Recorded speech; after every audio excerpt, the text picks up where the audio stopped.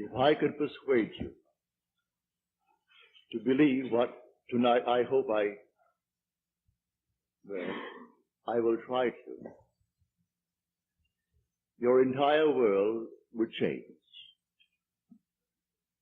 You hear the word God, the word Jehovah, the word Lord, the word Jesus, the word Christ, and you think of something other than yourself, one that is greater, one that you would worship. Tonight it is my purpose to show you that God and the eye of man are one. When you say I am, that is the God of Scripture. Confined as you are, you think, how could it be? God created the universe and sustains it. And here I am, like a little worm, 10 years, and then I vanish. But now let us turn to Scripture. We turn now to the 16th chapter of Matthew. And the question is asked of the disciples, the followers, those who have heard him. And he said to them, who do men say that the Son of Man is? And they reply, well, some say John the Baptist, come again. Others, Elijah.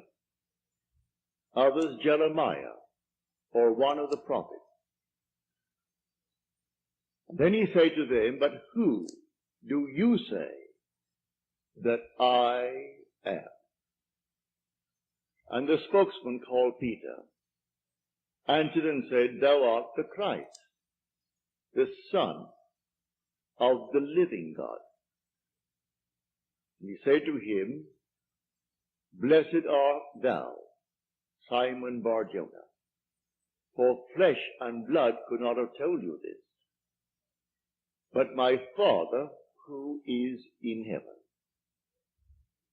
So here he equates the Son of Man with the eye of man, not the organ that sees or through which you see, but your sense of awareness, that I amness, when you are aware of being, your consciousness, your human imagination.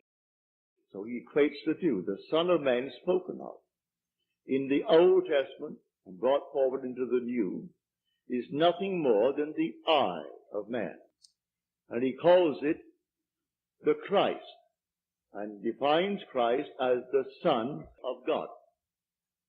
Now we find Christ being defined in the New Testament as the power of God and the wisdom of God. So the eye of man is the power of God and the wisdom of God.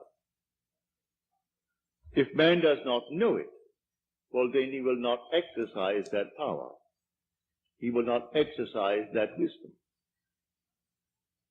So tonight I am trying to persuade you that when you say I, before you say anything, that is the power and the wisdom of God. You can't separate the power of God and the wisdom of God from God. So you will say in the end, I and my Father are one, for he is called the Son of God. Now we are called upon to test this, if it be true. Can we test it? I hope you'll put it to the test. When I tell you that your own wonderful I amness is God, though prior to that you believe that you are little something, moving across the earth for a few years, 70 years, and then you will vanish, in the hope of some restoration, but a hope, no assurance. But now I'm going to tell you that you really are God. Your own wonderful consciousness, your human imagination, that is the God of Scripture. And there is no other God. Imprisoned as you are in these bodies of flesh, you did it for a purpose. Now let us see what it tells us about this Son of Man that is now equated with the I of man. No one has ever ascended into heaven but he who descended from heaven, the Son of Man. You'll read that in the 3rd chapter, the 13th verse of John. So here we find you are a pre-existent being. No one can ascend into heaven but he who descended from heaven, the Son of Man. Your ascension in the next verse, the 14th verse, is showing you how you ascend. As Moses lifted up the serpent in the wilderness, so must the Son of Man be lifted up. That's all imagery, and yet it is true. You descended into generation in a world of death where everything begins, it waxes, it wanes, and then it disappears. But there's something in you, clothed in this garment, that does die. That is pre-existent. And its home is heaven, which is harmony. You gave it up completely. You aren't pretending that you're a man. You descended into man. You became man. With all the weaknesses, all the limitations, all the restrictions of man, to experience this world of death and decay.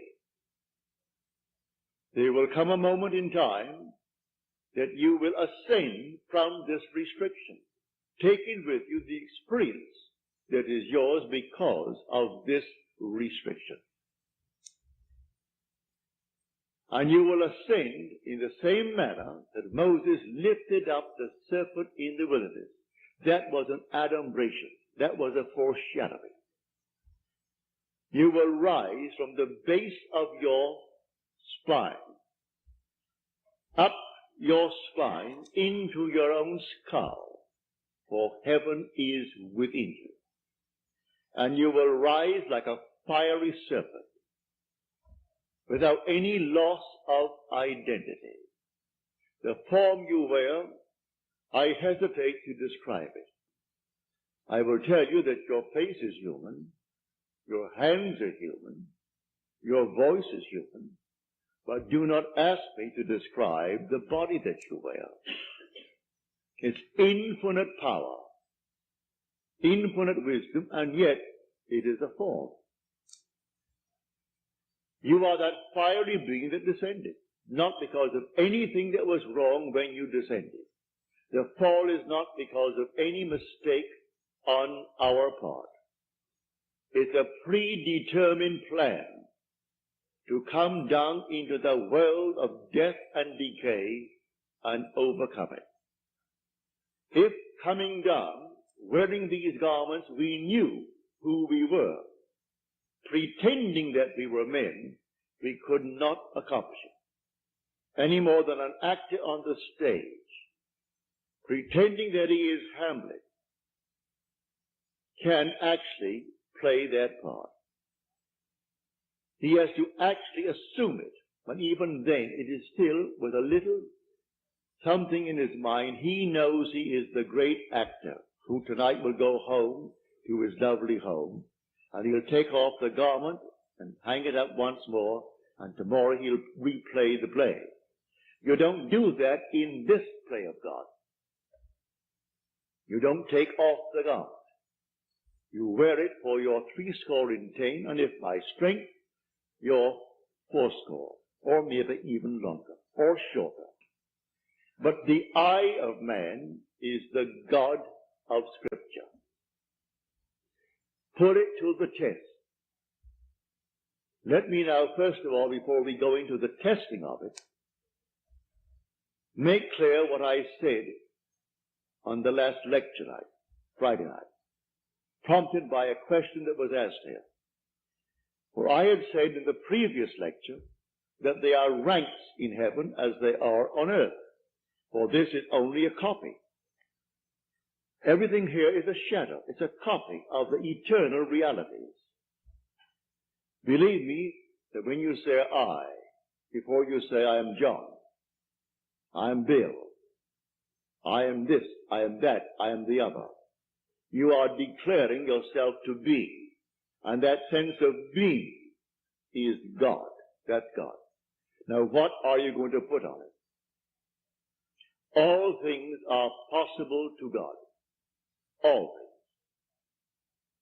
You could say now, as you're seated here, after first affirming that I am, you could then assume that I am, and you name exactly what you want to be.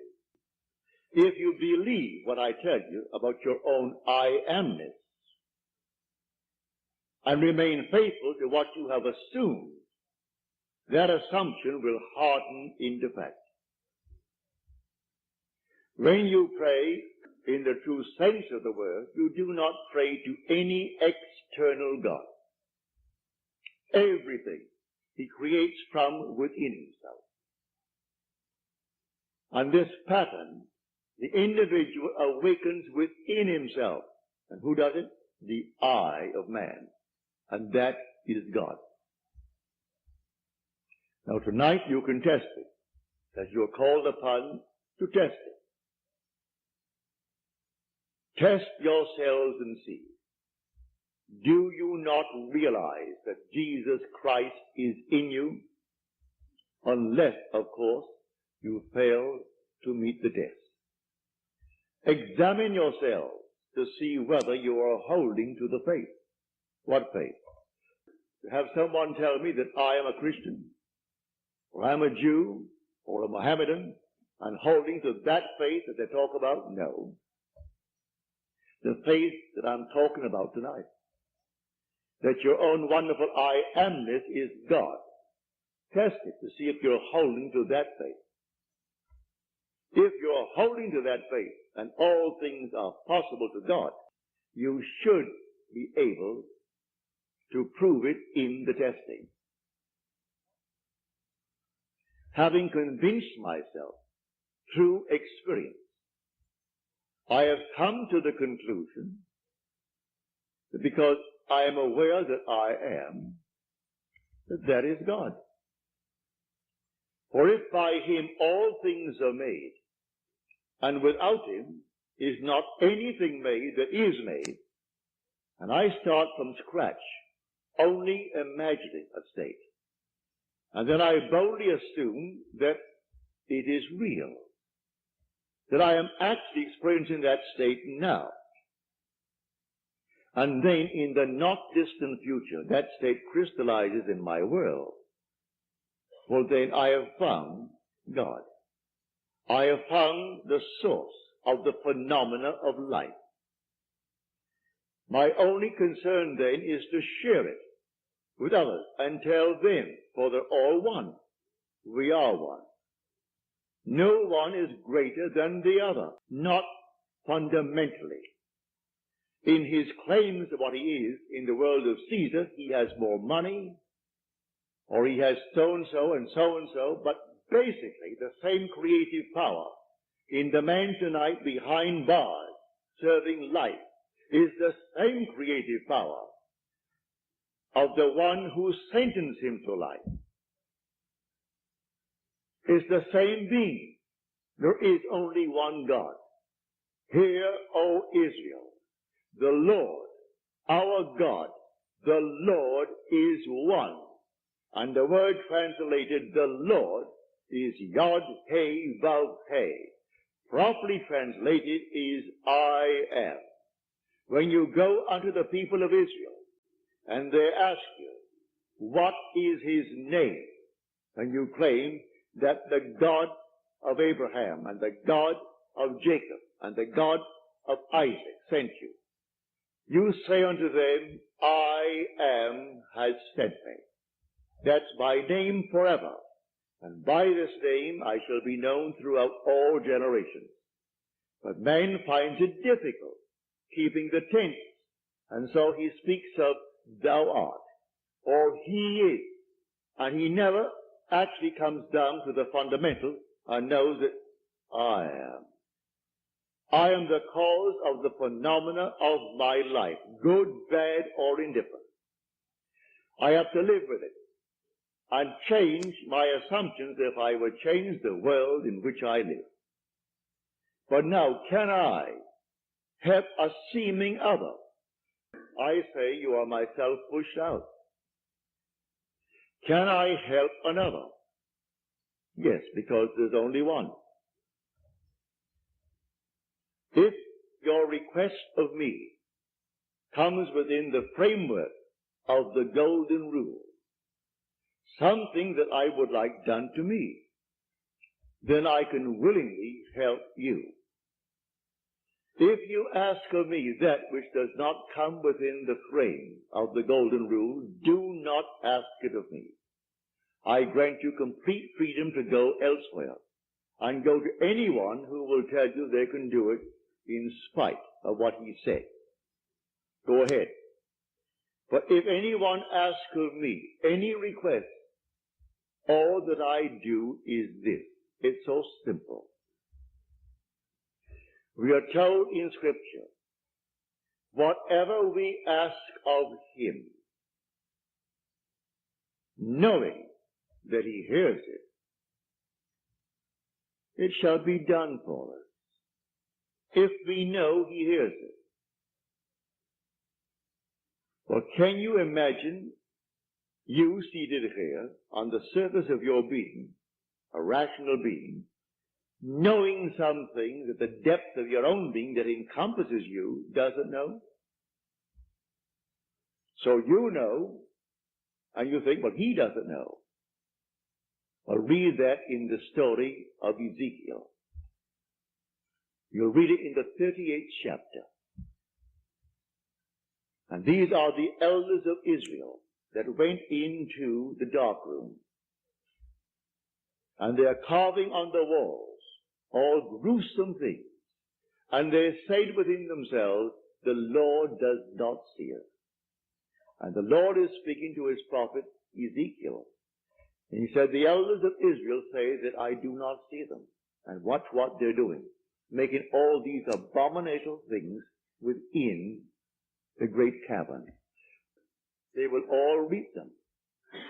Because I see everything that the elders of Israel see. But they think because it's dark and it's a cavern, no one knows what he's doing. That God doesn't know it.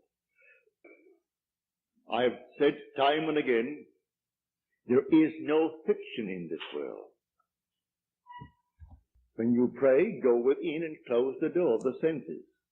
Deny all that seems so obvious. And your Father who is within will reward you openly.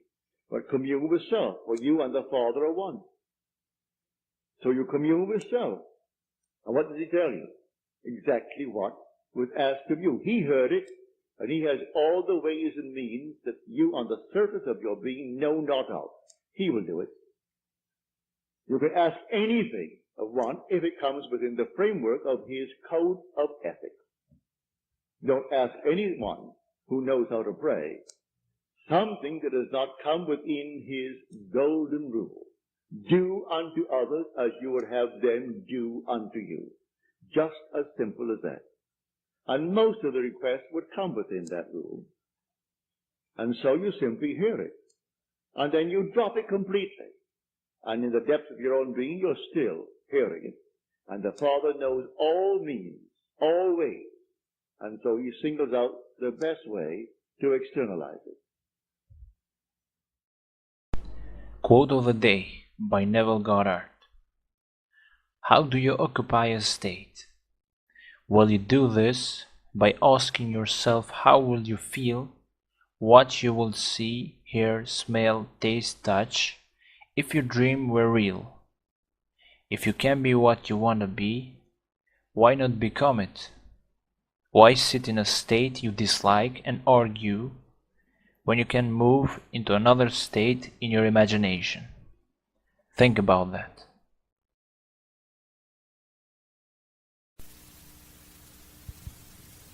Tonight, we will discuss states.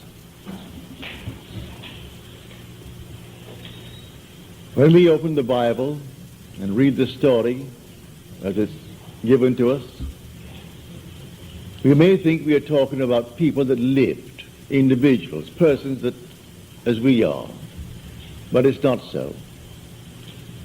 The characters depicted in the Bible are not the individuals named.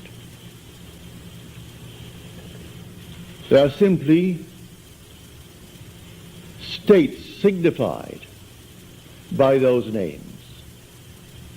For instance, the name Moses, or the name Abraham, or the name, well, any name that you find in Scripture. They are not individuals, as you and I are. It's simply a state of consciousness through which the individual, you and I, the immortal being, we pass through these states. The word Moses means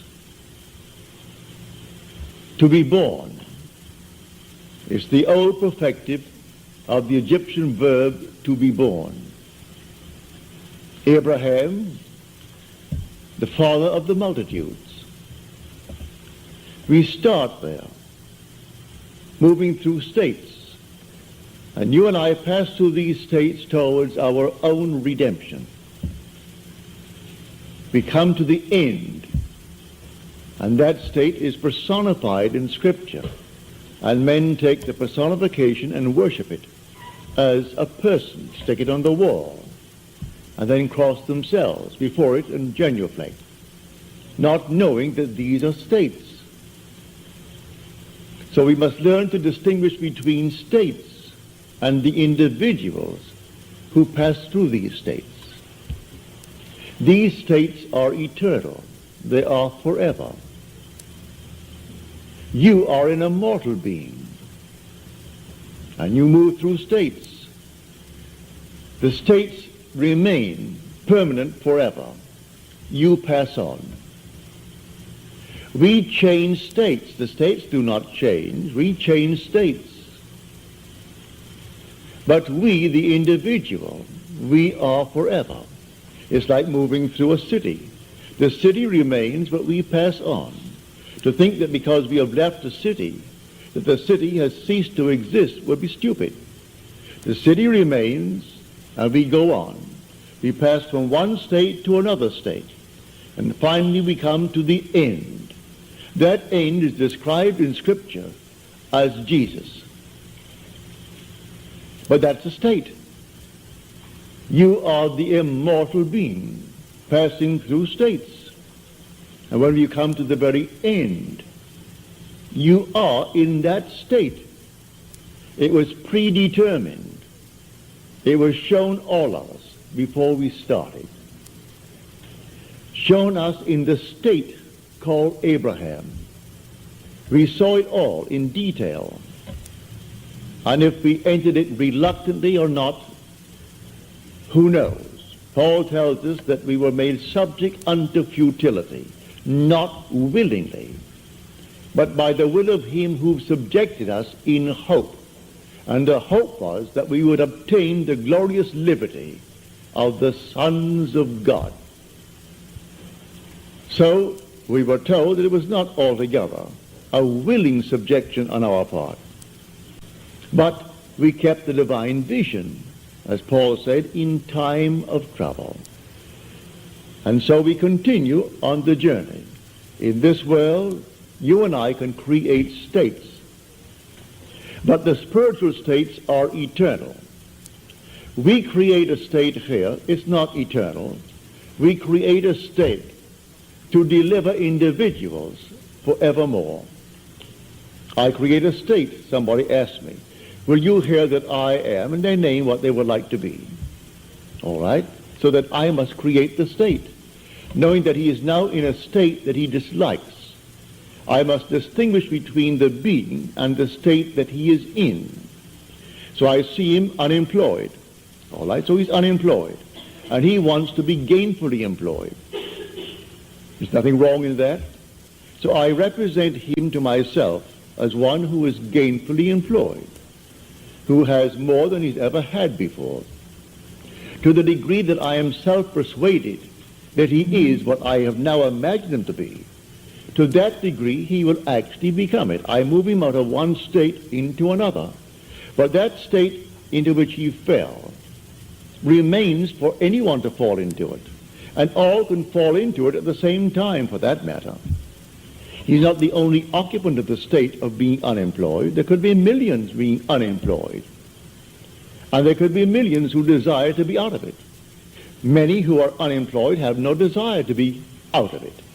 They prefer to be on welfare. That's their desire. Perfectly all right. But if someone desires to be gainfully employed and to leave the state of being unemployed, you and I can create that state. Well, how do I create the state? By using my imagination. Imagination is not a state. It's the human existence himself. You are all imagination. And God is all imagination. You are God. And God is actually within you as your own wonderful human imagination. Now, these permanent states of the soul, these spiritual states, they remain. You and I pass through them towards our own redemption. But in the interval, we meet a friend, and the friend is in need of help. And the help is to move him out of a state. I couldn't give you money, but as Peter said, silver and gold have I not for thee, but such as I have give I unto thee. And he creates a state and takes the man from being a beggar, who's always begging on the corner, and puts him into a state where he jumps up with joy. He's now employed, not begging for money. So he didn't give him coins. He simply gave him a new state of consciousness. So I take you as an individual. I represent you to myself as the one that you would like to be. The one that I, if I were in your state, would like to be. I make it fit within what is known as the golden rule. I do unto others as I would have them do unto me. If I were in that state, would I like to be in some better state? Certainly. Well, then, do it to another. And so if he asks it of you, you simply represent him to yourself as being gainfully employed, or if he is unwell, as being well, or if he is not, if he wants to be married and he can't find the proper mate, then in your mind's eye you assume that he has found the proper mate. Whatever it is that is a normal, natural request that is not in conflict with your own moral, ethical code. And you create a state. This state, then you lift your individual into that state. Well, how do I do it? I carry on a conversation mentally with that friend from the basis that he is in that state. He tells me how happy he is with his new job and how much he's making. I see him in my mind's eye radiant. Well, then, am I self-persuaded that this imaginal act is a fact? Do I really believe in the reality of what I've done? Do I believe that imagining creates reality? I do. Well, then, to the degree that I am self-persuaded, he becomes the embodiment of what I've imagined him to be. These are states. So man must distinguish between the individual and the state that he is in. So Blake said, I do not consider the just or the wicked to be in a supreme state, but to be every one of them states of the sleep into which the soul may fall in its deadly dreams of good and evil, when it left paradise following the serpent of generation. So we came down to experience death, for this is a world of death, where everything appears, it waxes, it wanes, and it disappears. So everything dies in this world. No matter how long it seems to live, it dies eventually. So we come down into the world of death. And the last enemy to be destroyed or to be overcome is death. I enter death and then conquer death to prove that I cannot die. I am an immortal being, for I am all imagination.